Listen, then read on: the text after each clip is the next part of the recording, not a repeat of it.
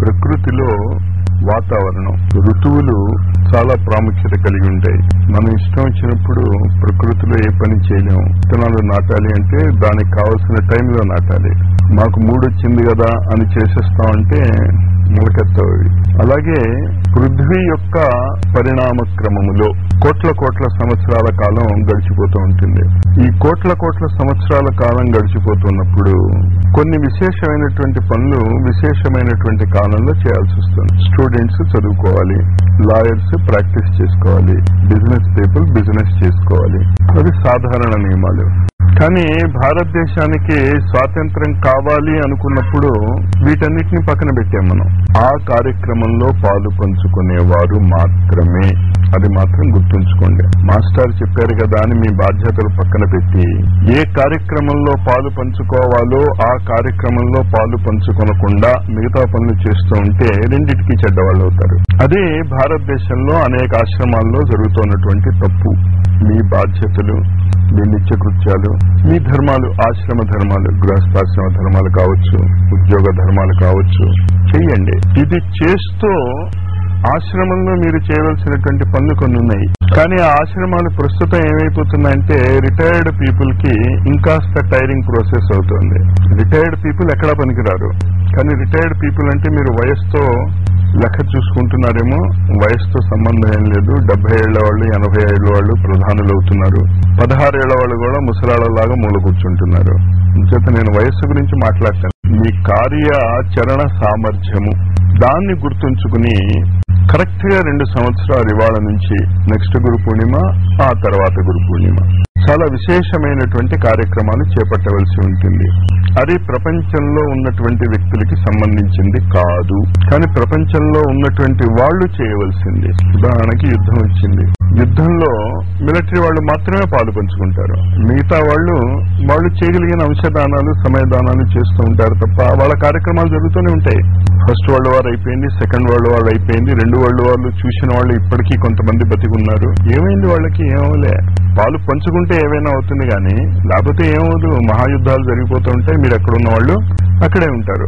కానీ మనము ముఖ్యంగా ఆంధ్రప్రదేశ్ లో ఏర్పడినటువంటి ఈ విశేష కూటమి ఈ 2 సంవత్సరాలలో ఒక చాలా గురుతరమైనటువంటి బాధ్యతను మీరు నిర్వహించాలి. ఏంటి ఆ నిర్వహించవలసినటువంటి బాధ్యత అంటే, యుద్ధం అంటే 2 రోజుల్లో 3 రోజుల్లో అయిపోతుంది, మా అయితే 10 రోజుల్లో అయిపోతుంది. మహాభారత యుద్ధమే 18 రోజుల్లో అయిపోయింది. దాని తర్వాత రామరావణ యుద్ధం కొన్ని రోజుల్లో జరిగిపోయింది. యుద్ధం అయిన తర్వాత ఏం చేశాడు రాముడు అని డిస్ట్రక్షన్ అయిపోయింది. రావణాసురుని చంపేశాడు, రాక్షసుల్ని చంపేశాడు. చంపేసి చేతులు కట్టు కూర్చుంటే ఏమవుతుంది? ఏమవుదు. చంపేసిన తర్వాత మళ్ళా కన్స్ట్రక్టివ్ యాక్టివిటీస్, నిర్మాణాత్మకమైనటువంటి కార్యక్రమాలు చేపట్టాలి. ఆ నిర్మాణాత్మకమైనటువంటి కార్యక్రమాల కోసం మనం మన కాలం ఇచ్చిద్దాం. మిగతా సంస్థలు, మిగతా వాళ్ళకి తెలుసో తెలియకో ఎలా తగలెట్టాలో అలా తగలెడుతున్నారు. ఎడ్యుకేషన్ తగలడింది, బిజినెస్ తగలడింది, లా తగలడింది, రాజతంత్రం తగలడింది. ఇప్పుడున్నటువంటి ఏది చూసినా పేరెంట్స్ తగలడ్డారు, పిల్లలు తగలడ్డారు. అంటే బయట వాళ్ళని తిట్టుకోవద్దు, మనల్ని మనం కూడా తట్టుకున్నాం. గురువులు తగలడ్డారు, శిష్యులు కూడా తగలడ్డారు, అందరూ తగలడ్డారు. అంటే తగలడ్డారు అంటే నా ఉద్దేశం ఏంటి? ఎవరు చేయవలసిన పనులు వాళ్ళు చేయటంలే. విద్య నేర్చుకోవాల్సిన వాళ్ళు విద్య నేర్చుకోవటంలే. పిల్లల్ని పెంచవలసిన వాళ్ళు పిల్లల్ని పెంచటంలే, కనిపారేస్తున్నారు. ఏదైనా మాట్లాడితే రెసిడెన్షియల్ కాలేజీలో చేర్పించాం మేము, అంతకంటే ఏం చేస్తాం, వాళ్ళ కర్మ అంటారు. బాధ్యతారాహిత్యము, ల్యాక్ ఆఫ్ రెస్పాన్సిబిలిటీ. దీన్ని సవరించడానికి మీరు ఎక్కడికి పారిపోక్కర్లేదు. అది ముందు మనం గుర్తుంచుకోవాలి. కానీ స్టూడెంట్ విద్య నేర్చుకోవాలి అంటే ఇంట్లోనే ఉండి చదువుకుంటాడు, కానీ స్కూల్కి వెళ్తాడు, వస్తూ ఉంటాడు. అలాగే మనము భారతదేశంలో తిరిగి మళ్ళా భారతదేశము తన సనాతనమైనటువంటి ఆ ఋషి సాంప్రదాయాన్ని పొందటానికి రకరకాల బీజాలు, రకరకాల గురువులు, రకరకాల సామర్థ్యాలు బట్టి వాళ్ళ పనులు వాళ్ళు చేస్తున్నారు. మనం చేసేది ఏంటి అంటే మళ్ళా ఇంకొక కల్ట్ తయారు చేయటం లేదు. మనం అందరు గురువుల యొక్క శిష్యుల్ని ఒక చోట చేర్చి, హిందూ కాలేజీలో బీఎస్సీ చదివిన వాడైనా, ఏసీ కాలేజీలో బీఎస్సీ చదివిన వాడైనా, ఆంధ్ర ముస్లిం కాలేజీలో బీఎస్సీ చదివిన వాడైనా, టీజేపీఎస్ కాలేజీలో బీఎస్సీ చదివిన వాడైనా అభ్యంతరం లే. వాడు గ్రాడ్యుయేట్ స్థాయికి తగిన ఏ ఉద్యోగానికైనా అప్లై చేసుకోవచ్చు. వాడు అంతే తప్ప ఏసీ కాలేజీలో చదివిన వాళ్ళు మాత్రమే మీరు అప్లై చేయాలి, టీజేపీఎస్ కాలేజీలో చదివిన వాళ్ళు మాత్రమే అప్లై చేయాలి అని అనం కదా. అలాగే మీరు ఏ గురువు శిష్యులైనా, అంటే మీరు ఏ సంస్థలో ఏ విధమైనటువంటి ఆధ్యాత్మిక ఉన్నతి సాధనకి ప్రణాళికలు నేర్చుకున్నా మనకు అనవసరం. మనం ఆధ్యాత్మిక ఉన్నతికి ప్రణాళికలు వేసుకునే సమూహం మాత్రం కాదు, ఆధ్యాత్మిక శక్తిని ఉపయోగించుకునేటటువంటి వ్యక్తుల సమూహము. యోగి అనే పదానికి అర్థం తెలుసుకోండి. ఈ కాలంలో అందరూ యోగాసనాలు వేసేస్తున్నారు, అందరూ యోగులే. యోగాసనాలు వేయటం యోగం కాదు. అసలు యోగం అంటే ఏంటో తెలియని వాళ్ళు దానికి యోగాసనాలు వేస్తున్నాం అని పేరు పెట్టుకుంటున్నారు. యోగాసనాలు వేయటం లేదు, ఇప్పుడు మనం గిమ్మిక్స్ చేస్తున్నాం. ఇంచేత యోగాసనాలు యమ నియమ అనేటటువంటి రెండు అద్భుతమైనటువంటి మానసిక స్థాయిని పెంచేటటువంటి కార్యక్రమాలు జరిగిన తర్వాత చేపట్టవలసినటువంటి కార్యక్రమాలు. యమ నియమాలు లేకుండా, యమము అంటే ఒక మహావ్రతం, అది అహింస, సత్యము, అస్తేయము, అపరిగ్రహము, బ్రహ్మచర్యము. ఈ 5 వ్రతాలని మహావ్రతాలుగా దేశకాల పరిస్థితులకు అతీతంగా వాడు ఎక్కడున్నా కూడా వాడు ఈ 5 పాటిస్తూ ఉన్నవాడు ఫస్ట్ మెట్టు ఎక్కాడు యోగి అవటానికి. రెండో మెట్టు నియమాలు, శౌచము, సంతోషము, తపస్సు, స్వాధ్యాయము, ఈశ్వర ప్రణిధానము. ఇది అయ్యాక ఆసనం. అందరూ ఆసనాలు వేసేస్తున్నారు. ధ్యానం చేస్తారు, అందరూ కూడా కళ్ళు మూసుకుంటారు, కూర్చుంటారు. ఏం ధ్యానం చేస్తారో మనస్సు నెరగలేంది. సో ధ్యానం అనే పదాన్ని ఎందుకు మనం అలా తగలెట్టాల్సింది? నేను కళ్ళు మూసు కూర్చుంటాను అనండి, మీరు ధ్యానం ఏం చేస్తారు? నా మొహం అలా చేస్తాను. ధ్యానం ఎప్పుడు వస్తుంది? ఆసనాల తర్వాత ప్రాణాయామం. దేనికి ప్రాణాయామం? మన శరీరంలో ఉన్నటువంటి 72 నాడుల్లోకి ఎప్పుడు ఎక్కడ ఏ శక్తిధార వెళ్లాలో ఆ శక్తిధార మీరు ప్రవహించుకోగలిగితే అది ప్రాణాయామం. ఆ శక్తిధార ప్రవహించడానికి కావలసినటువంటి శారీరక స్థితి ఆసనం. ఇది ఎక్కడ నేర్చుకుంటున్నాం మనం? ప్రాణాయామాలు చేసిస్తున్నాం, గాలి పీలుస్తున్నాం, వదులుతున్నాం. దానివల్ల వచ్చే లాభాలు దానికి ఉన్నాయి, లాభం లేదంటలే. కానీ చాలా అద్భుతమైనటువంటి విషయాలను 10th క్లాసులో పరీక్షలు రాస్తున్నటువంటి పిల్లవాళ్ళు, ఇంగ్లీష్ మీడియం వాళ్ళని నేను చాలా మందిని ఎరుగుదును, ఇంటర్మీడియట్ వాళ్ళని నేను స్వయంగా ఎరుగుదును, బిఎస్సీ వాళ్ళకి నేను స్వయంగా చెప్తూ ఉంటాను, ఎంఎస్సీ వాళ్ళకి కూడా చెప్తూ ఉంటాను. ఎవరికి సబ్జెక్ట్ రాదు, ఎవరికి రాదు అంటే నాకు రాదు. అసలు నాకు రాకపోతే రాకపోయింది, వాళ్ళకి రాదు. అది ఖండతా పట్టి చెప్పేస్తారు వాళ్ళు. న్యూటన్స్ లా అంటే టకటకటగా చెప్పేస్తారు, మేము మార్కులు వేసేస్తాం. ఇంతకీ ఆ లా ఏంటి బాబు తెలియదు. అది మాత్రం అడగండి, ఎందుకు చదువు. మన యోగాభ్యాసంలో కూడా అదే గందరగోళం వస్తుంది. దాన్ని సవరిద్దాం. ఇవాళ నుంచి 1వ తారీఖు నుంచి కార్యక్రమాలు మొదలెట్టాం.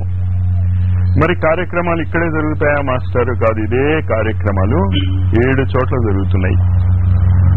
దీనికి మూలభూతమైనటువంటి కేంద్రాన్ని మనం గుర్తుంచుకుందాం. గురువుల్ని కాకువాయిలో వెంకయ్య స్వామి 101 మంది ఋషుల అనుగ్రహంతో, ఇవి కేవలం కబుర్లు కాదు, దీని వెనకాతల చాలా ఆధ్యాత్మికమైనటువంటి ఒక కార్యకారణ సంబంధం కొన్ని వేల సంవత్సరాల నుంచి నడుస్తోంది. అది నీకు తెలిసినా తెలియకపోయినా నిమిత్త మాత్రం భవిష్యత్ మహాభారత యుద్ధం ఆ 18 రోజుల ఏం జరగలే.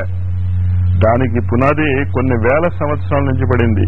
అలాగే కాకువాయిలో నిర్మించబడ్డటువంటి ఆశ్రమానికి పునాది కూడా తెలియదు ఎన్ని వేల సంవత్సరాల నుంచి ఆయన చేస్తున్న. ఏంటంటే 101 మంది ఋషులు ఒక కార్యక్రమాన్ని చేపట్టి ఒక వ్యక్తిని ఎన్నుకుని పంపించారు తన ఏజెంట్ గా. అంటే దాని వెనకాతల వాళ్ళ తపశ్శక్తి కానీ, వాళ్ళ యొక్క ఆశీర్వాదాలు కానీ, వాళ్ళ యొక్క అనుగ్రహాలు కానీ, వాళ్ళ యొక్క కోరిక ఎప్పటి నుంచి ఉంటాయి?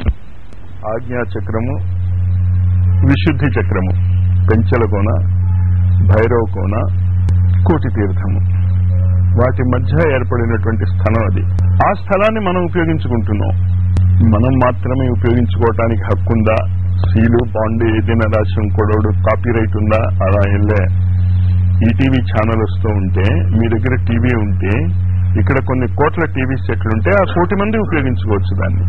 అంచేత మన శ్రీహంస రామాశ్రమం, అన్నపూర్ణాలయమో, సప్తర్షుల కుటీరాలలో మాత్రమే ఆ 101 మంది ఋషుల యొక్క అనుగ్రహ వర్షం వస్తుందా అంటే అక్కడ రాకపోవచ్చు, దాని పక్కన రావచ్చు. మన టీవీ ఆ క్షణంలో షార్ట్ సర్క్యూట్ అయిపోయి ఉండొచ్చు, కానీ శక్తి ఆగదు.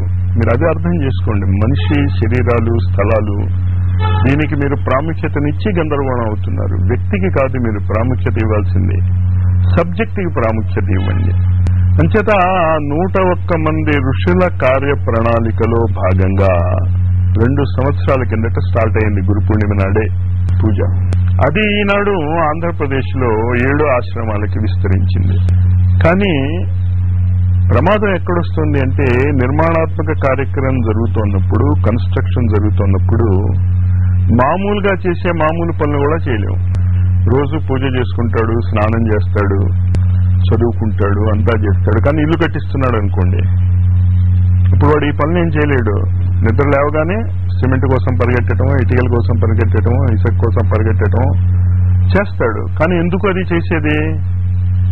తర్వాత ఆ ఇల్లు నిర్మించబడ్డాక ఇదివరకు ఉంటే కూడా బాగా, ఇదివరకు కంటే అనుకూలమైనటువంటి వసతులు. అంచేత మన వాళ్ళల్లో కూడా బయట వాళ్ళల్లో కూడా కొంచెం కన్ఫ్యూజన్. ఆశ్రమ నిర్మాణాలు జరుగుతున్నప్పుడు ఇంతకీ మనది ఏ ఆశ్రమము అని. మనది అన్ని ఆశ్రమాలు, ఒక ఆశ్రమమే కాదు. కానీ మరి ఇన్ని ఆశ్రమాలు ఎందుకు? గుంటూరులో ఎన్ని కాలేజీలు ఉన్నాయి? గుంటూరులో ఇన్ని కాలేజీలు ఎందుకు? అదే విద్య బోధించడానికి కదా.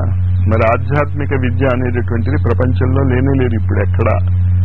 మీరు చెప్పండి, ఎక్కడైనా స్పెసిఫిక్ గా ఇక్కడ నుంచి యోగులు తయారవుతున్నారు, ఇక్కడ నుంచి ఋషులు మ్యానుఫ్యాక్చర్ అవుతున్నారు, ఏ ఆశ్రమాల్లో ఉంది గ్యారంటీ? ఒక హరిద్వార్లో మా గురుదేవుల యొక్క ఆశ్రమంలో గర్వంగా నేను చెప్పుకునేది, అక్కడ మాత్రమే ఒక కంటిన్యూస్ సిలబస్ జరుగుతున్నాయి. కానీ ఒకటి సరిపోతుందా? భాష రావాలి, మీరు ఆ ఊరు వెళ్ళగలగాలి. దానికోసము యోగులను తయారు చేసేటటువంటి విద్యాలయాలుగా 8 చోట్ల ఆంధ్రప్రదేశ్లో కార్యక్రమాలు జూలై 1వ తారీఖు నుంచి జరుగుతున్నాయి. కన్స్ట్రక్షన్స్ పూర్తి కాకపోయినా. కన్స్ట్రక్షన్ కి దీనికి ఏం సంబంధం లే. చదువుకోదలుచుకున్నవాడు రోడ్డు మీద కూర్చొని చదువుకుంటాడు, చదవని వాడికి ఏసీ రూమ్ ఇచ్చి, టేబుల్ ఇచ్చి, బల్ల ఇచ్చి, లైట్ ఇస్తే గురువు పెడతాడు. చేత ఆశ్రమాలలోని నిర్మాణాలు ఎలా ఉన్నాయి అన్నది మీరు పెద్దగా పట్టించుకోకండి, దానిపైన చూసుకుంటూ ఉంటుంది. మీరు కాస్త ప్లాన్డ్ గా ఉండి అవగాహన ఉంచుకుని ఏం చేయబోతున్నాం అక్కడ అన్నది మనసులో ఉంచుకుంటే క్రమక్రమంగా మెట్లగా ఇప్పటికి కాకపోతే కొన్ని వేల సంవత్సరాలకు పూర్తవుతుంది. మనకి తొందర ఏంటిట నిర్మాణానికి? మన నిర్మాణానికి మాత్రము చాలా తొందర ఉండాలి. ఏమిటి ఆ తొందర? ఏ విధంగా మనం మొదలెడతాం అంటే, విశ్వరూప దర్శనంలో శ్రీకృష్ణుడు అర్జునుడికి ఒక ఎగ్జాల్టేషన్, నువ్వు యోగివి కా అంటాడు. తపస్వి కావద్దు, ఋషివి కావద్దు, నువ్వేమీ కావద్దు, నువ్వు యోగివి కా, తస్మాత్ యోగి భవార్జున. కానీ ఆ యోగం అంటే ఇందాక నేను చెప్పాను కదా, 2 ఆసనాలు వేసేసుకుని కళ్ళు మూసుకుని గాలి పీల్చేసుకుని 2 నిమిషాలు కళ్ళు మూసుకుని. నన్ను చాలా మంది అడుగుతూ ఉంటారు, మాస్టర్ మనం గాయత్రి చేసుకోవడానికి టైం దొరకటం లేదు, స్నానం చేస్తున్నప్పుడు 3 సార్లు గాయత్రి అనుకుంటే సరిపోతుందా? ఒకసారి అనుకో సరిపోతుంది. భోజనం ఒక ముద్ద తింటే సరిపోతుందా? సిల్లీ ప్రశ్నలు. ఇంచేత కోరిక లేనటువంటి వాళ్ళు ఈ ప్రశ్న వేస్తారు. వాళ్ళకి నేను ఇచ్చే జవాబు కూడా అదే ఉంటుంది, అసలు మానేవయ్యా, టైం రాలేదు నీకు, ఇంకాను నీకు టైం వచ్చినప్పుడు చేద్దుగానిలే. లేదు, మీరు యోగ సాధన చెయ్యాలి అంటే, మీరు యోగులు అవ్వాలి అంటే, మీరు రోజుకి మీ గురుదేవులు చెప్తూ ఉండేవారు కదా, ఎంత టైం మీరు చేయాలి సాధనలు? కేవలము 24 గంటలు. అంతకంటే ఎక్కువ చేయగలిగితే చేయండి మీరు రోజుకి. కానీ 24 గంటల కంటే తక్కువ మీరు సాధన చేశారనుకోండి, మీరు యోగి కాలేరు. అనన్యాశ్చింతయంతో మాం ఏ జనాః పర్యుపాసతే తేషాం నిత్యాభియుక్తానాం యోగక్షేమం వహామ్యహం. యోగము క్షేమము 2 మాటలు. యోగము అంటే సంబంధం ఉన్నది, యోగము అంటే లింక్, మీరు ఆల్రెడీ పొంది ఉన్నది. క్షేమము పాస్ట్ బర్త్స్ లో మీరు పొందినటువంటి లాభాలు, ఇప్పుడున్నటువంటి లింకులు, పాస్ట్ బర్త్స్ లో ఉన్నటువంటి మీరు ఏర్పరచుకున్నటువంటి సంస్కారాలు, వాటి బాధ్యత నాదే అంటాడు కృష్ణుడు. ఏ కృష్ణుడు? జగద్గురు అయినటువంటి కృష్ణుడు, నిరంతరము సర్వత్రా వ్యాపించి ఉన్నటువంటి కృష్ణుడు. దానికి బేసిస్ గా మీకు ఇక్కడ ట్రైనింగ్ లో బోర్డు కూడా అదే పెట్టి, ఆ బోర్డు ఒకటే మన సాధన లక్ష్యము, నిరంతర గురు సాన్నిధ్య అనుభూతి సాధన. నిరంతరము ఆ గురువు మనతోనే ఉన్నాడు. అది ఎప్పుడు మీరు అనుభూతి చెందగలరు? మీ ఆలోచనలు మీరు ఆపితే. ఇంకా మీరు ఈ క్షణం నుంచి మీ కోరికలకి స్వస్తి చెప్పండి.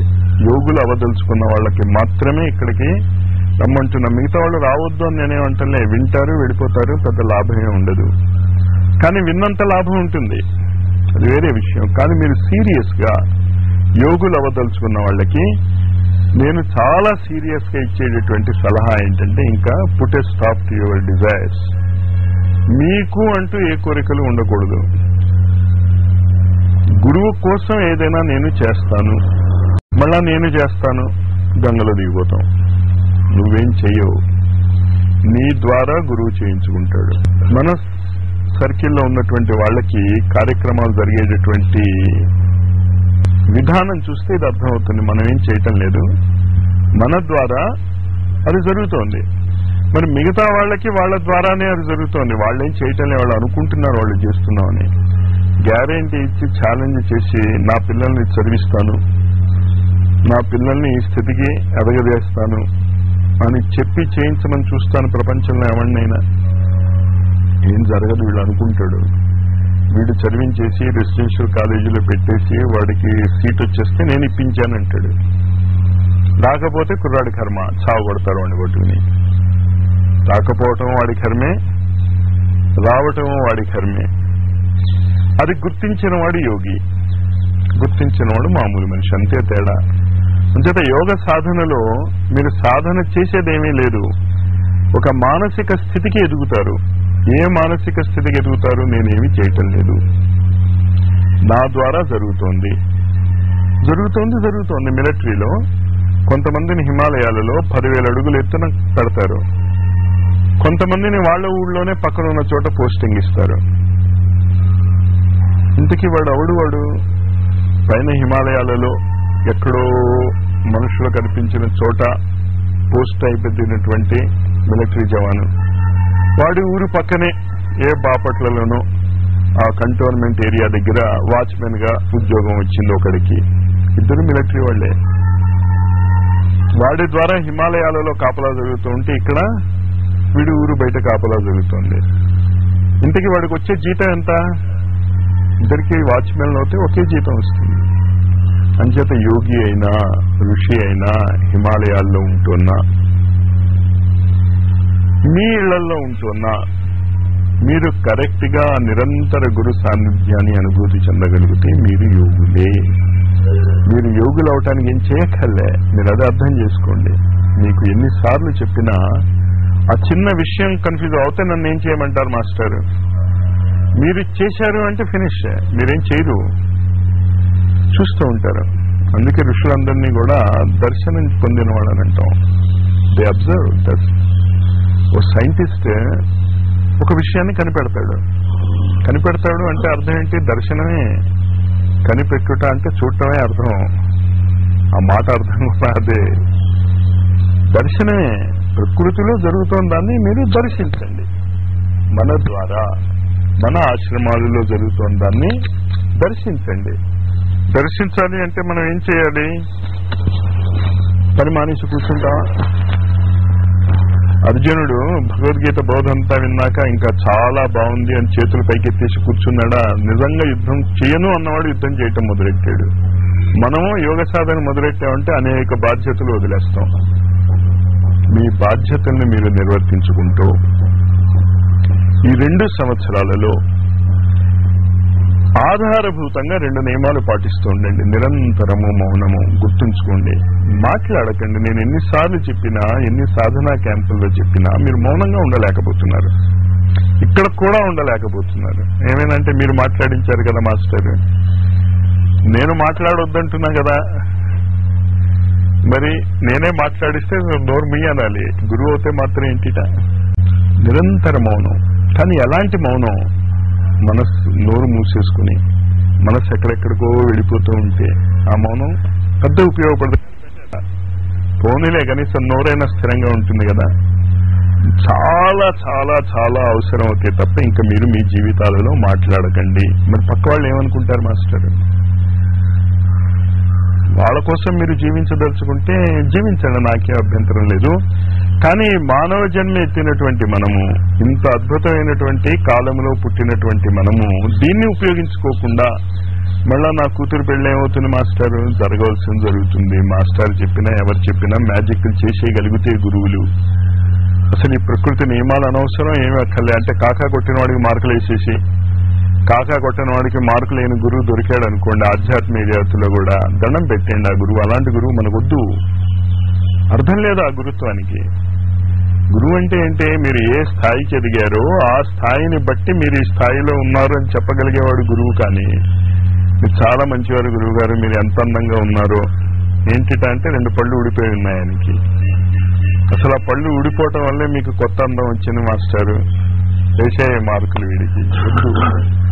అలాంటి మానసికమైనటువంటి బలహీనత, బాలబుద్ధి మీరు పోగొట్టుకోండి. వద్దు. గురువు ఏమీ చేయలేడు. మీ కర్మ బాగుండకపోతే ఏమీ చేయలేడు. ఏం చేయగలడు గురువు అంటే? మీకు ఓదార్పు ఇవ్వగలడు. ఆపరేషన్ చేసి పారేస్తాడు డాక్టర్. నొప్పిగా ఉంది అంటే ఏమంటాడు? భరించంటాడు. వాడికి 80,000 ఇస్తారు మీరు. ఎందుకు అంటే కోశాడు గనక. ఇక్కడ కోయించుకోండి. లిస్ట్ చదవకండి ఇక్కడ కూడా. ఇప్పుడు ఇంకా నో లిస్ట్ హియర్. లిస్ట్ కావాలంటే లిస్ట్ ఇచ్చేవాళ్ళు పోయించేవాళ్ళు కూడా చాలా మంది గురువులు ఆ బాధ్యత తీసుకున్న వాళ్ళు ఉన్నారు. శ్రీరామ్ శర్మ ఆచార్య కూడా నా 5 శరీరాలలో ఒక శరీరము చాక్లెట్లు పంచడానికి పక్కనే పెట్టాను అన్నాడు ఆయన. మా నాన్నగారు మా ఇంటికి వచ్చి, రామకృష్ణ నీకు చాక్లెట్ తెచ్చానంటే ఉద్దేశం ఏంటి అయింది? మా నాన్నగారు ఇప్పుడు వచ్చారు, మీరందరూ కూర్చుని ఉన్నారు, ఇదిగో రామకృష్ణ చాక్లెట్లు అంటే నేను ఏ స్థాయిలో ఉన్నానన్నమాట? పెళ్లిళ్ళు, ఉద్యోగాలు, రోగాలు, చాక్లెట్లే కాదు మాస్టర్. మాకు చాక్లెట్లు తినొచ్చు, పెద్దవాడు చాక్లెట్లు తినకూడదా? తినొచ్చు. కానీ నాన్నగారు రాగానే నాన్నగారి చేతిలో చాక్లెట్లు ఉన్నాయా లేదో చూస్తే ప్రమాదం. చాక్లెట్ల కోసం జీవిస్తే ప్రమాదం. తినొచ్చు, చాక్లెట్లు కోరుకోకలే. వస్తే ఓకే తింటాం, బట్ డయాబెటీస్ ఉంటే తినం. చూసుకోవాలి అది. కానీ దానికోసం ఇంత పెద్ద సాధనా క్యాంపుని ఇంత పెద్ద పెట్టి మనని మోసం చేసుకోవద్దు, నన్ను మోసగించవద్దు. కేవలము యోగ సాధన. నిరంతరము మనము కూడా ఆ భక్తుల స్థాయికి ఎదుగుతాము. మనం కూడా ఆ భారతీయ ఆధ్యాత్మికతలో ఉన్నటువంటి ఆ గొప్పతనాన్ని మన జీవితాల్లో మనము తెచ్చుకుని జీవిద్దాము. మీ వ్యక్తిగత జీవితాలు ఎలా జీవిస్తారు? ఎలా అయినా జీవించవచ్చు మీరు, దాని గురించి గందరగోళం పడకండి. రవిదాసు చెప్పులు కుట్టేవాడు, కబీర్ దాసు బట్టలు నేర్చేవాడు, రామకృష్ణ పరమహంస కాళికా దేవాలయంలో కూర్చేవాడు, జనక మహారాజు రాజ్యం చేశాడు, నారదుడు 3 లోకాలు తిరిగాడు, తక్కువై అత్తగారు చెప్పినట్టు రుబుతో కూర్చుంది. కానీ వీళ్ళందరూ ఆధ్యాత్మిక స్థాయిలో ఒకళ్లే. ఇప్పటికీ వాళ్ళ గురించి చెప్పుకుంటున్నాం కదా. కాలాతీత స్థితి. అప్పుడున్నటువంటి రాజులు, అప్పుడున్నటువంటి మహానుభావులు, అప్పుడున్నటువంటి డబ్బున్న వాళ్ళు, అప్పుడు 100 మందిని వాళ్ళు రికార్డ్ స్థాయిలో పిల్లల్ని కనుంటే అది రికార్డుకి ఎక్కేదేమో. అలాంటి వాళ్ళని మళ్ళా గుర్తుంచుకుంటాం, అది వేరే విషయం. అది గుర్తుంచుకోండి. మనం ఎందుకు ఇక్కడ ఏకత్రితం అవుతున్నాం? కానీ ఇక్కడ ఏకత్రితం అయ్యాం కనుక బాధ్యతలను వదిలేస్తాం అంటే మాత్రం అది యోగ సాధన కాదు. యోగి అనేవాడు పరిపూర్ణ బాధ్యతను స్వీకరించగలిగినటువంటి వ్యక్తి. కానీ ఒక పని చేస్తున్నాను కనుక నేను 2వ పని చేయలేను, వాడు యోగి కానీ కాదు. మొదట్లో గందరగోళం అవుతాం, బ్యాలెన్స్ చేయలేం మనం. కంగారు పడకండి. కంగారు పడకుండా ఉండటానికి మీకు ఇచ్చేటటువంటి సూత్రం ఏమిటి?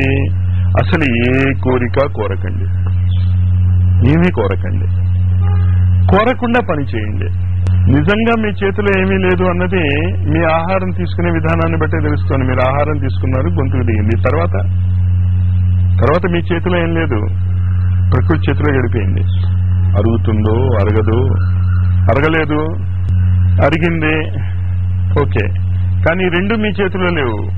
గొంతుగా దింపుకోవటం వరకే మీ చేతిలో ఉంది, కానీ ఆహారాన్ని ఇంత చిన్న విషయం మీ చేతిలో లేనప్పుడు ప్రపంచంలోని బరువు బాధ్యతలు, జరిగేటటువంటి ఎడ్యుకేషన్స్, ఉద్యోగాలు ఇవంతా నా చేతిలో ఉన్నాయి అనే భ్రమ వదులుకోమంటున్నాను. పనులు మానుకోమంటలే.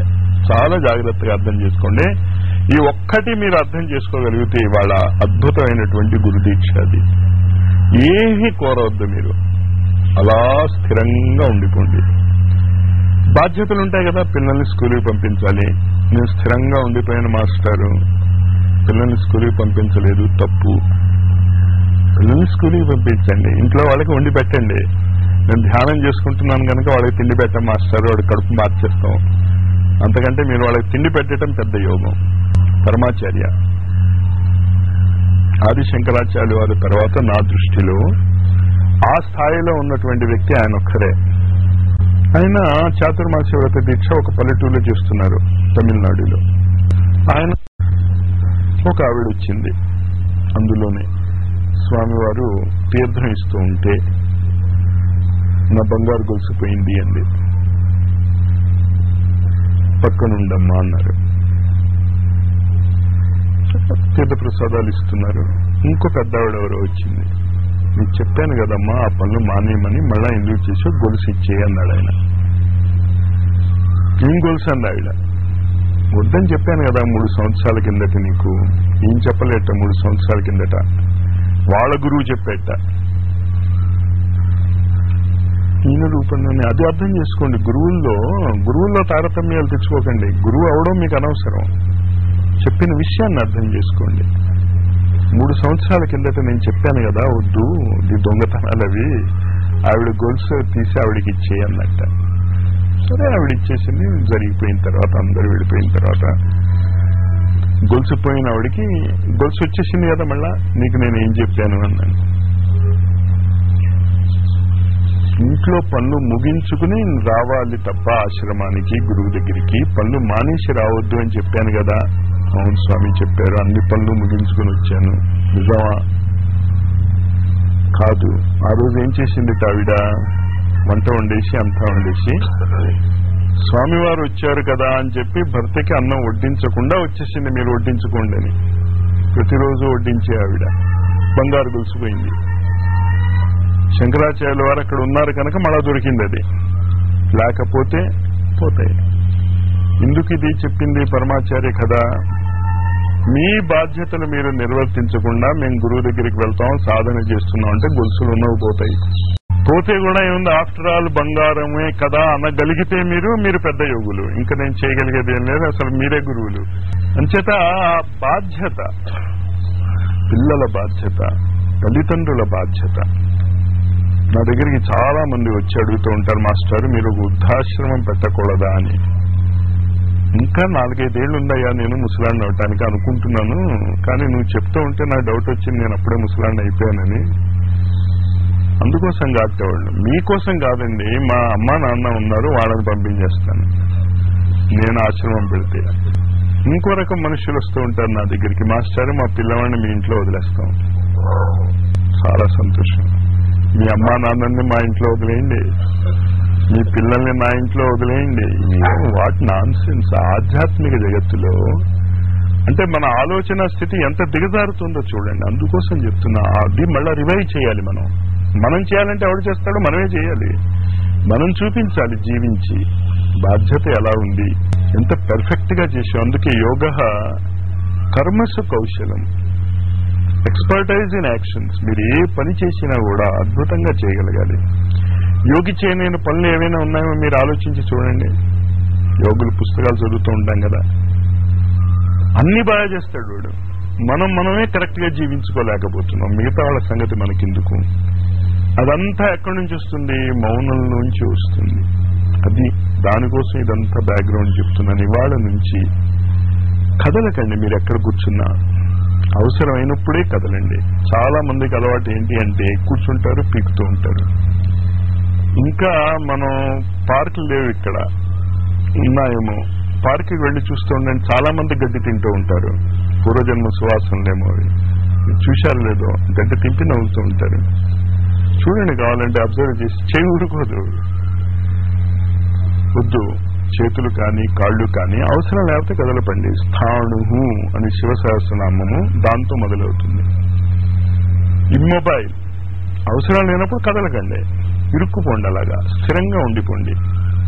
ఋషులు కళ్ళు మూసుకుని స్థిరంగా కూర్చుని ఉన్నారు అని చూపించడంలో ఉద్దేశం అది. అవసరమైనప్పుడు అద్భుతంగా పరిగెట్టండి, కానీ దీనికి ఆలోచించరు, దానికి ఆలోచించరు. చేయవలసిన పని ఆ క్షణంలో మీకు తెలుస్తూనే ఉంటుంది. బాధ్యతల ద్వారా కానీ, సమాజం ఇచ్చే బాధ్యతలున్నాయి, కుటుంబం ఇచ్చేటటువంటి బాధ్యతలున్నాయి, వ్యక్తిగతంగా మీకున్నటువంటి బాధ్యతలున్నాయి. మరి ఇవన్నీ చేసుకుంటూ ఉంటేనే మాకు పని సరిపోతుంది కదా మాస్టారు. ఇదంతా చేసుకుంటూ ఉంటే కూడా మీరు యోగులు అవ్వగలరు. కౌశికుడు కథ చదివారు కదా. 12 సంవత్సరాలు అడవిలో తపస్సు చేసుకున్నటువంటి వ్యక్తి, కుటుంబానికి భోజనం సకాలంలో వండి పెట్టినటువంటి ఆవిడికి ఏమీ తేడా లేదు. ఎందుకు ఆ కథలు మనం చదువుకోవటం? బాధ్యత. ప్రకృతి మిమ్మల్ని ఎక్కడ ఉంచిందో అక్కడ చేస్తూ ఉండండి. మరి అది మాత్రమే చేస్తూ కూర్చుంటే మరి మిగతా పనులు మనకి పూర్తవటం లేదు. కొందరు క్రికెట్ ఆడతారు, హాబీస్ అంటాం కదా. ఆశ్రమ కార్యక్రమాన్ని కూడా హాబీగా పెట్టుకోండి. హాబీగా అంటే అర్థం ఏంటో తెలుసా? మీకు ఎప్పుడు ఖాళీ దొరికితే అప్పుడు పరిగెడతారు. హాబీ అంటే అర్థం అది. బ్యాట్ పట్టుకుని పరిగెడతాడు కుర్రాడు, ఎప్పుడు ఖాళీ దొరికితే అప్పుడు. అలాగే మీకు ఎప్పుడు ఖాళీ దొరికితే అప్పుడు ఆశ్రమానికి పరిగెత్తాలి తప్ప ఎప్పుడో సంవత్సరానికి ఒకసారి దొరుకుతుందిలే మాస్టర్ అప్పుడు ఆశ్రమానికి వెళ్తామంటే కుదరదు. ఇంకోటి నేను ఇచ్చే రెండో సలహా, మౌనంతో పాటు ఇంకోటి ఏంటి అంటే, మీలో కొంచెం దమ్మున్నవాళ్ళు, సాహసం ఉన్నవాళ్ళు ఆశ్రమాల్లోకి వెళ్ళిపోయి స్థిరపడిపోండి. స్థిరపడిపోయి అక్కడ మళ్ళా ఇంకో గుంటూరు, మళ్ళీ దాన్ని ఊరు చేయకండి. ఆశ్రమాన్ని ఆశ్రమంలాగే ఉంచండి, లేకపోతే మీరు అక్కడ ఉండకండి. ఆశ్రమాన్ని ఆశ్రమంలాగా ఉంచగలిగేటటువంటి వ్యక్తులు, ఆశ్రమ నియమాన్ని పాటించగలిగేటటువంటి వ్యక్తులు ఆశ్రమానికి వెళ్ళిపోండి. మరి దానికి నేను ఇప్పుడు ఇస్తున్నటువంటి సలహా ఏంటి? 9 రోజులు 3 రోజులు ఒక గ్రూపుగా ఆశ్రమానికి వెళ్ళిపోతూ ఉండండి. ఇక్కడ ఎలాంటి కార్యక్రమాలు చేస్తున్నామో మీకు రాసి పంపించాను కదా, ఆ కార్యక్రమాలు ఆశ్రమంలో జరిగేటట్టు చూడండి. జరుగుతాయి, జరిగేటటువంటి టైం వచ్చింది. స్కూలు లేకుండా పిల్లలు ఎలా వస్తారు? మొదలెట్టాం మనం, చాలా చోట్ల మొదలెట్టాం. ఈ సంవత్సరము ఈ రోజు నుంచి మీకందరూ యోగులు కావాలి అని ఆశిస్తూ మౌనముతో పాటు తపశ్చర్యను కూడా మీ జీవితంలో ప్రవేశపెట్టుకోండి. ఈ తపశ్చర్య విధానాలు మీకు చాలా సార్లు చెప్పాను నేను, కానీ టూకీగా మీరు గుర్తుంచుకోవాల్సింది ఏంటంటే, పడుకునేటప్పుడు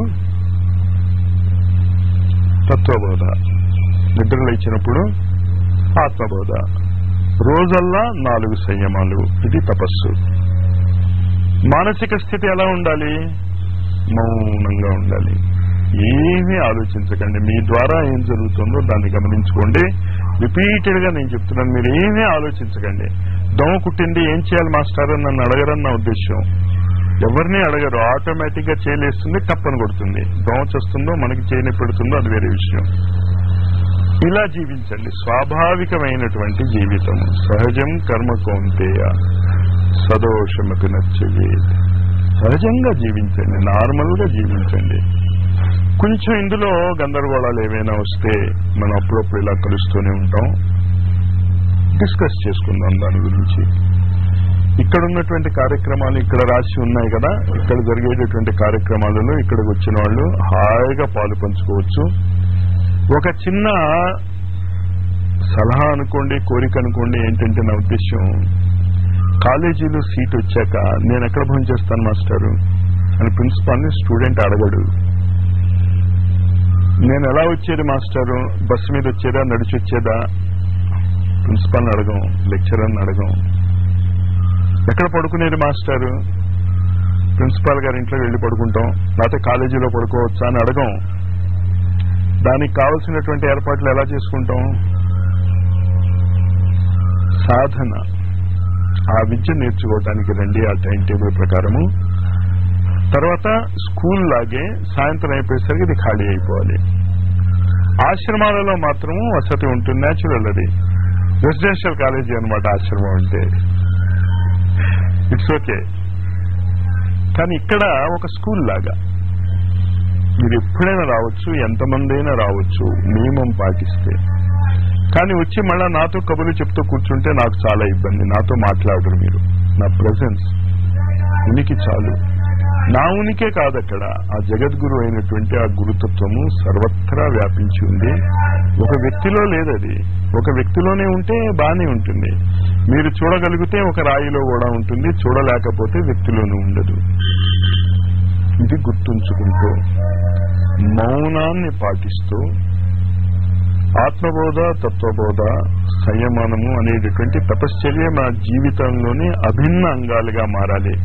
టైం టేబులే ఇంకా మీరు ఎవరూ వేసుకోవటం లేదు. నేను ఎన్నిసార్లు చెప్తాను, నేను చెప్పి చెప్పి చెప్పి అలవలేదు. నేను ఇంకా 5-6 జన్మలు చెప్పగలను, చెప్తూనే ఉంటా, నా బాధ్యత అది. కానీ మీరు టైం టేబుల్స్ నాకు కనిపించడం లే. కనీసం ఈ సంవత్సరం నుంచైనా, ఈ రోజు నుంచైనా టైం టేబుల్ వేసుకోండి. ఏంటి కావాలి నాకు టైం టేబుల్లో? 5 ప్రశ్నలకి జవాబు కావాలి. ప్రతిరోజు ఈ 5 ప్రశ్నలకి జవాబు వేసుకోండి. మౌనము ఎంతవరకు పాటించాను, దీనికి జవాబు రాసుకోండి. ఒక జన్మలో మీరు దీన్ని సాధించలేరు, కంగారు పడకండి. నేను మరి ఎంత చెయ్యాలి మాస్టారు, ఎలాగా పాటించలేకపోతే ఏమీ పర్వాలే. ఎన్నిసార్లు మీరు మౌనంగా ఉండలేకపోయినా ఏం పర్వాలే. ఎన్నిసార్లు మీరు ఫెయిల్ అవుతే, దాన్ని మీరు గుర్తించగలిగితే అన్నిసార్లు మీరు ఎదిగినట్టే. నేను మౌనంగా ఉండలేకపోయాను, ఏం పర్వాలే, అర్థమైంది కదా ఉండలేకపోయాను అని. నేను మౌనంగా ఎంతసేపు ఉండగలిగాను. తర్వాత ఏంటి? ఇంద్రియ సంయమాలు, సమయ సంయమము, ఆలోచనల సంయమనము, అర్ధ సంయమనము. 4 సంయమాలు మనం ఎప్పుడు చెప్పుకుంటూ ఉంటాం కదా. ఈ 4ంటికి జవాబు రాసుకోండి. కాలాన్ని నేను ఎంతలాగా వినియోగించగలిగాను. మీరు మౌనంగా ఉండి ఏ ఆలోచన లేని స్థితిలో ఉన్నప్పుడు జరిగేది జరుగుతూ ఉంటే అంతకంటే అద్భుతమైనటువంటి స్థాయి లేదు. ప్రతి గురువు అలాగే జీవించాడు. ప్రతి గురువు అలాగే జీవించాడు. వాడేం ఉండడు. వాడి ద్వారా మహాకార్యాలు జరిగితే జరుగుతాయి, జరగకపోతే జరగవు. జరిగాయా లేదా? Not interested. జరుగుతున్నాయా? Not interested. జరగబోయి ఆగిపోయాయా? Not interest. ఆ ఆలోచన స్థాయి. ఇంద్రియ సంయమంలో 2 సంయమాలు మాత్రం మీరు చాలా సీరియస్ గా పాటించాలి. దాన్ని మాత్రం మీరు చాలా జాగ్రత్తగా గుర్తుంచుకోండి. ఒకటి వాక్. మీ మాట ద్వారా ఎదుటవాడిని మీరు బాధిస్తే మార్కులు వేసుకోండి. ఒక్కొక్క బాధ పెట్టిన వాక్యకి ఒక్కొక్క మార్కు చొప్పున శిశుపాలుడికి ఇస్తాడే శ్రీకృష్ణుడు 100. మీకు అలాంటి నియమం నేను పట్టడం లేదు. కానీ ప్రతిరోజు చూసుకోండి, మీ వాక్ ద్వారా ఎదుటవాడిని అంత. మీ పిల్లల్ని తిట్టారా? తిట్టకండి. పెద్దవాళ్ళని తిట్టారా? తిట్టకండి. ఏమొద్దు అసలు. మీకు ఇంకోళ్ళని జడ్జి చేసేటటువంటి అర్హత లేదు. ఇంకోళ్ళకి మీకెందుకు మార్కులు వేసుకోవటం? మీకు మీరు మార్కులు వేసుకోండి. స్కూల్లో ఒక క్లాసులో 60 మంది పిల్లలు కూర్చుంటే అందరికీ ఒకే గురువు బోధ చేసినా ఎవరి మార్కులు వాళ్ళవి.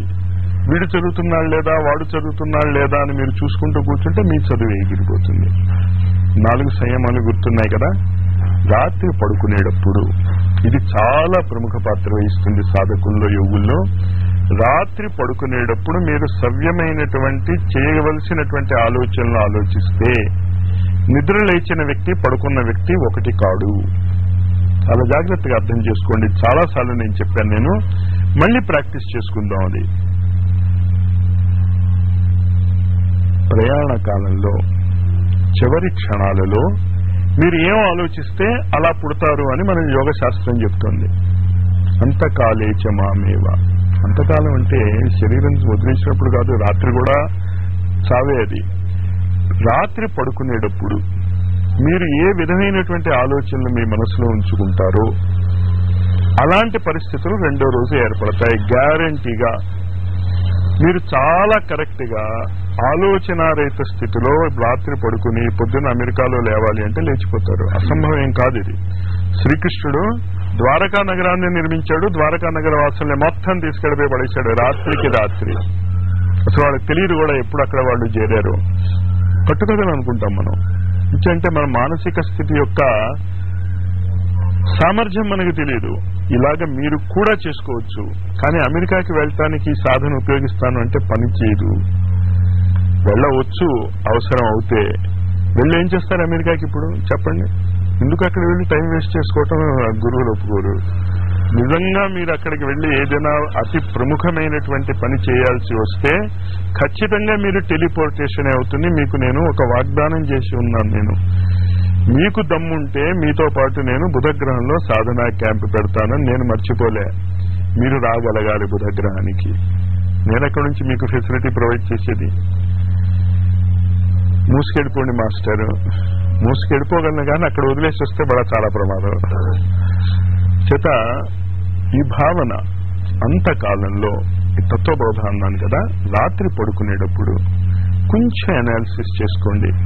దానికి కావలసినటువంటి ఆలోచన, దానికి కావలసినటువంటి టేపులు ఉన్నాయి మన దగ్గర, చాలాసార్లు చెప్పాను. స్పెషల్ గా యోగ సాధకులకు కావాల్సినటువంటి ఆలోచనలు ఇవ్వటానికి కావాల్సినటువంటి టేప్స్ కూడా తయారు చేయాలి అని అడిగారు వాళ్ళు. వీలైతే ఈ 2-3 రోజుల్లో తయారు చేసి ఇస్తా. కానీ ఇంతే మీ కార్యక్రమం. మౌనంగా ఉండటం, నిద్ర లేవగానే ఆత్మబోధ. అంటే ఏంటి? నేను ఈ శరీరాన్ని కాదు, నేను ఒక ఆత్మని. నా కర్మ వల్ల, తిట్టుకుంటూ కాదు, నా కర్మ వల్ల ఇలా వచ్చిందని. ఇదివరకు చేసినటువంటి కర్మల వల్ల ఇక్కడ నిద్ర లేచాను. కర్మ పరిసమాప్తి అయ్యగానే మీరు లేవాలన్నా లేవలేరు, శరీరం ఇక్కడే ఉండిపోతుంది. మీరు ఎక్కడికో వెళ్ళిపోతారు, శరీరాన్ని కాల్చి బూడిద చేస్తారు. చాలా సీరియస్ గా అర్థం చేసుకోండి. రోజు జరిగేటటువంటి సంఘటన. యక్ష ప్రశ్నలో ధర్మరాజుని అడుగుతాడు యక్షుడు, ఆశ్చర్యం ఏంటని, ఇంతమంది చచ్చిపోతున్నా ప్రతిరోజు వాడి కళ్ళు ముందు వాడు చచ్చిపోతాడు అని వాడికి గుర్తుండదు. ఆశ్చర్యం, పరమాశ్చర్యం. అసలు వాడికి ఏ బాధ ఉండదు, అసలు టెన్షన్ ఉండదు. ఓ డాక్టర్ చెప్పి రేపు చచ్చిపోతావరా అన్నప్పుడు వచ్చే టెన్షన్ అసలు ఎదుటివాడు చచ్చిపోగానే మనకి రావాలి. బుద్ధుడికి వచ్చింది, బుద్ధుడైపోయాడు. ఆత్మబోధ అది చేసుకోండి మీరు రోజు. మీరు ఇక్కడ కళ్ళు ఎందుకు తెరిచారు అంటే మీ కర్మ. అది నెగిటివ్ గా చెప్పటంలే, మీ కర్మను ఒత్తుపెట్టడంలే. అక్కడ మీ బాధ్యతలు ఉన్నాయి, తీర్చాల్సినవి, చేయవలసినవి తీర్చేసుకోండి, పూర్తిగా తీర్చేసుకోండి. మరి పక్క వాళ్ళు వింటే కదా మా శ్రీరం బిజినెస్సా, నా పిల్లవాడు నన్ను ప్రేమిస్తేనే నేను ప్రేమిస్తాను అని ఇంతవరకు ఏ తల్లిదండ్రులు అన్నట్టు నాకు గుర్తు లేదు. నిజంగా మీరు ఆ కండిషన్ ఒప్పుకుంటే ఏ పిల్లవాడిని మనం ఇంట్లో ఉంచాం గ్యారంటీగా. బిజినెస్ కాదు ఇక్కడ, కర్మ. ఏ కర్మని పూర్తి చేసుకోవటానికి మనం ఇక్కడ కళ్ళు తెరిచామో ఆ రోజు అది పూర్తి చేసేసుకుంటే అద్భుతమైనటువంటి ఆధ్యాత్మిక జీవితం. అది కొంచెం ఆలోచించండి. అవి మిల్లిమిల్లిగా వాటి గురించి కూడా మనం ఇక్కడ చర్చించుకుందాం. ప్రతిరోజు సాయంత్రం 6:45 to about 7:45 ఇవే విషయాలు నేను చెప్తూ ఉంటాను. మనం అందరం కబుర్లు చెప్దాం.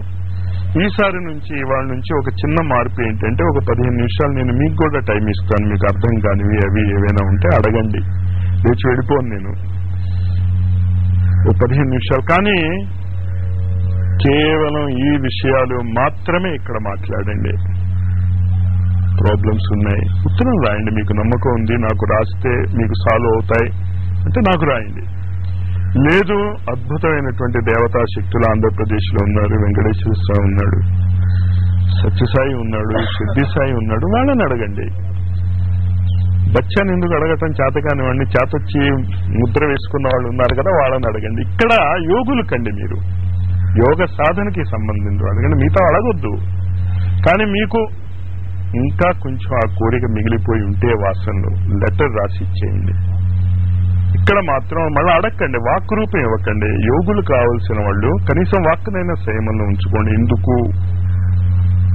వాక్ సంయమంలో ఉంటే మీ ఆలోచనలు రూపుదాల్చు. వరదానాలు, శాపాలు ఉన్నాయి కదా, ఎప్పుడు ఋషుల యొక్క వరదానాలు, శాపాలు కూడా కార్యరూపం దాలుస్తాయి, వాక్ ద్వారా బయటకు వస్తాయి. రాముణ్ణి అడగటానికి వస్తాడు దశరథుణ్ణి విశ్వామిత్రుడు. ఎందుకు? నా యజ్ఞాన్ని రక్షించమని. అంటే విశ్వామిత్రుడు యొక్క మనసులో ఏం కోరిక ఉంది? ఆ రాక్షసులు బతకాలని ఉందా, చచ్చిపోవాలని ఉందా? కానీ రాక్షసులు చావలేదుగా. నీళ్లు తీసుకుని, మళ్ళా నీళ్లు ఎలా ఉపయోగించుకోవాలో తర్వాత ఆలోచిద్దాం. నీళ్లు తీసుకుని వాక్కు రూపంలో బయటకు రావాలి.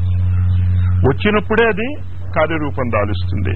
అంచేత ఏమి మాటలు రాలేదనుకోండి, మీరు వాక్ సేఫ్ సైడ్, పర్వాలేదు, ఏమవదు. లోపల వీడిని చంపేయాలి అని ఉంటుంది, కానీ మీరు చంపలేదు. ఏ జడ్జి మీకు ఉరి శిక్ష వేయడు, చంపేస్తే తప్ప. మనసులో ఏ ఆలోచనలు ఉంటేనే. అంచేత కోరికలకి కనీసం ఇక్కడ వాక్కు రూపం ఇవ్వకండి, చాలు, మీరు చాలా ఎత్తుకు ఎదిగినట్టే. మరి బాధలు ఉంటాయి, మందులు అడగాలి మాస్టారు, మీ మందులే తీసుకుని కాస్త మీరు రాసి ఇవ్వండి, నాకు వాక్కు మాత్రం వద్దు. చాలా సీరియస్ గా ఆ యోగ సాధన యొక్క 5 లక్ష్యాలు మీరు చాలా గుర్తుంచుకుని ఈ గురు పూర్ణిమ నాడు ఈ దీక్ష తీసుకోండి. ఇది చెప్పగానే కళ్ళు మూసుకుని ఈ సాధనను మేము మా జీవితంలో పెట్టుకుంటామని ఒక నిర్ణయం తీసుకోండి, సంకల్పం. ఆచరించలేని సంకల్పం ఎందుకు మాస్టారు, ఏం పర్వాలే, గీత పడుతుంది, కనీసం రికార్డు మీద గీత పడితే ఏమవుతుంది, అక్కడికి వచ్చి మళ్ళీ ఆగుతూ ఉంటుంది తిరిగి. అలాగా మీరు ఈ క్షణంలో అయినా ఒక మంచి అలవాటు చేసుకుంటాను అనేటటువంటి సంకల్పం తీసుకోగలిగితే ఏమో రేపు మళ్ళా తిరిగి కాలచక్ర భ్రమణంలో ఆ బిందువు వచ్చినప్పుడు మళ్ళా ఇంకో గీత పడుతుందేమో. కళ్ళు మూసేసుకోండి. మౌనం, నేను చెప్పినటువంటి డైనమిక్ మౌనం, యోగ సాధనకి అనుకూలమైనటువంటి మౌనము. నిత్య కర్మలు బాధ్యతలు చేయటానికి ఆలోచనలు అక్కర్లేదు, అలాంటి మౌనాన్ని పాటిస్తున్నాను. డైరీలో రాసుకోండి రాత్రి పడుకునే ముందు ఏం చేయగలిగారో. ఇంద్రియ సంయమాలు, ఆహారము ఆకలి వేచినప్పుడు మాత్రమే తింటాను, టైం ప్రకారం తినకండి. ఆకలి వేయలేదు తినొద్దు, ఏం పర్వాలేదు, ఇంట్లో వాళ్ళకి చెప్పండి నేను యోగ సాధన చేసుకుంటున్నాను. ఇది చాలా సీరియస్ గా పాటించండి, మనకి చాలా అలవాటు అయిపోయింది, మిగిలిపోయిందని తింటాం. ఎంత ఆకలిస్తే అంత తినండి, ఆకలి వేయలేదు తినొద్దు, టైము అదే సెట్ అవుతుంది మెల్లిమెల్లిగా. ఆహార నియమాల్లో అదొక్కటే పాటించండి. దృష్టి పవిత్రంగా ఉండాలి, బ్రహ్మచర్యము అని చెప్తూ ఉంటామే, ఆ ఇంద్రియ సంయమనము చాలా తీవ్రంగా పాటిద్దాం మనం.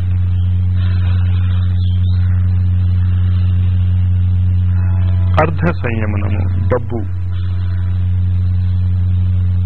అవసరమైనప్పుడు మాత్రమే డబ్బు ఖర్చు పెట్టారా, అవసరం లేనప్పుడు డబ్బు ఖర్చు పెట్టారా. కూల్ డ్రింక్స్ తాగొద్దు, సినిమాలకి వెళ్ళవద్దు. యోగ సాధకులకు ఇచ్చే సలహా ఇది. నేను పిల్లవాడు అల్లరి చేశాడు కదా అని చాక్లెట్లు కొనిపెట్టొద్దు మీరు, లేకపోతే ఏడుస్తున్నాడు మాస్టర్, అది కాకపోతే ఇంకో చాక్లెట్ కావాలని ఏడుస్తాడు, అంతెక్కడుంది దానికి. అర్ధ సంయమనము, మీరు ఆర్జించినటువంటి డబ్బు ఆలోచించుకోండి. మళ్ళా నేను చెప్తున్నా కదా, ఇది మీకు మాత్రమే వర్తించేటటువంటి నియమం. మీ ఇంట్లో వాళ్ళని ఏడిపించకండి. మీరు వాళ్ళు ఏదైనా అడిగితే వాళ్ళకి కొని పెట్టేయండి. మీ గురించి నేను చెప్తున్నాను. నేను మీరు డబ్బు మీకోసము అవసరమైనప్పుడు మాత్రమే ఖర్చు పెట్టుకోండి. కుటుంబ సభ్యులకు ఏం చేయాలి మాస్టారు, మీరు ఆర్జించిన దాంట్లో వాళ్ళ వంతు వాళ్ళకి పూర్తిగా మీరు ఖర్చు పెట్టుకోండి, ఏమీ అభ్యంతరం లేదు. అది వాళ్ళ కర్మ, వాళ్ళ అదృష్టం. మీరు 2 లక్షల రూపాయలు వాళ్ళకి ఇవ్వగలరు, వాళ్ళ అదృష్టం, ఇచ్చేయండి. మీ గురించి చెప్తున్నాను నేను, చాలా జాగ్రత్తగా గుర్తుంచుకోండి. ఇంకేంటే మళ్ళా వచ్చి ఏం చేస్తారంటే పక్క వాళ్ళని ఏడిపిస్తారు. మీరు ఇంట్లో వాళ్ళని, పిల్లల్ని, వాళ్ళకి నేను అర్ధ సంయమనం చేస్తున్నాను గనక వాడు అడిగింది కొనరు. మీ సిగరెట్లకి మాత్రం, మీ పాన్ పరాగులకి మాత్రము ఖర్చు పెడతారు. మరి అది ఎట్టా కుదురుతుంది, అది ఒప్పుకోను. మీరు చాలా స్ట్రిక్ట్ అయిపోండి. కుటుంబ సభ్యులు వాళ్ళ అదృష్టం, వాళ్ళు ఏం చేస్తారు, అలాంటి కుటుంబంలో పుట్టారు వాళ్ళు, వాళ్ళకి కావాల్సిన వాటా చేసుకుంటే మీ కర్మ తీరిపోతుంది. అర్ధ సంయమనం ఇవి చేస్తూ లాస్ట్న నిద్రపోయేటప్పుడు మొత్తము మీ భవితవ్యాన్ని మార్చేసేటటువంటి ఆలోచనలు. పడుకున్నవాడు మళ్ళా నిద్ర లేవకూడదు, కొత్త వ్యక్తిగా నిద్ర లేవాలి. అదే చావంటే ప్రకృతి వాయిస్తుంది అది. ఇంకా వీడు ఎన్నిసార్లు చెప్పినా 60 ఏళ్ళు 70 ఏళ్ళు 90 ఏళ్ళు వచ్చినా ఇంకా అలాగే జీవిస్తున్నాడు అనేది విసుగు పుట్టిపోతే ఇంకా చాలే నాయన అంటుంది, ఇక్కడ స్టాప్ అంటుంది, ఇంకో శరీరంలో పుట్టిస్తుంది. మీరే ఎందుకు పుట్టకూడదు? భారతీయ ఆధ్యాత్మికత యొక్క గొప్పతనం అది. నిద్రను ఉపయోగించుకోవటం. యానిషా సర్వభూతేషు తస్యాం జాగ్రత్త సంయమి. రాత్రి నిద్రను ఉపయోగించుకోగలుగుతాను. ఈ నియమాలు పాటిస్తూ కళ్ళు మూసుకుని స్వస్తి.